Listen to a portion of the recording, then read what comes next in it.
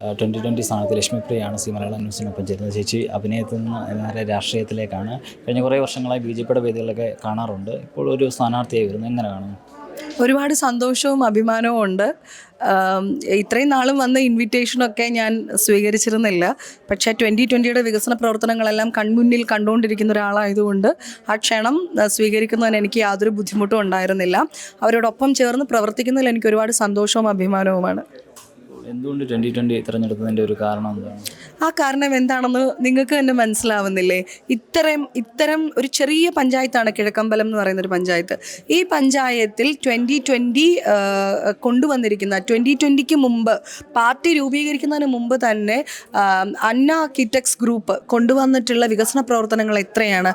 അതൊരു ഫേമായിരുന്നു, വെറും ഒരു കമ്പനിയാണ്.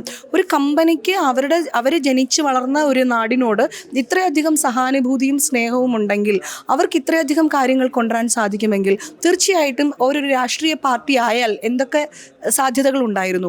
അപ്പോൾ അത്തരം സാധ്യതകളിലേക്ക് അവർ വിരലൂന്നി അവർ 2020 എന്ന് പറയുന്ന ഒരു പാർട്ടി രൂപീകരിച്ചു. അതിൽ വിദ്യാഭ്യാസവും സംസ്കാരവുമുള്ള ബോധമുള്ള ഒരു വലിയ തലമുറയെ ആകർഷിക്കുന്നതിന് അവർക്ക് സാധിച്ചു. ഇപ്പോൾ അതാ NDAയുമായിട്ട് സഖ്യം പ്രാപിച്ചിരിക്കുന്നു 2020.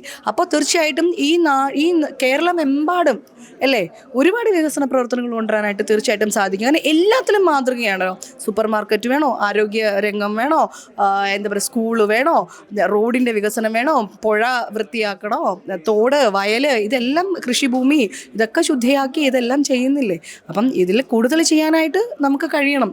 എന്താണോ കിഴക്കമ്പലം പഞ്ചായത്തിൽ കൊളുത്തി വെച്ചിരിക്കുന്ന ഒരു ദീപമാണെങ്കിൽ ആ ദീപത്തിനെ കേരളമെമ്പാടും വ്യാപിപ്പിക്കാനായിട്ട് 2020ക്ക് സാധിക്കണം. സ്ഥാനാർത്ഥി എന്ന നിലയിൽ പെരുമ്പാവൂർ മണ്ഡലത്തിൽ എന്തൊക്കെ വിഷയങ്ങളാവും ചർച്ച?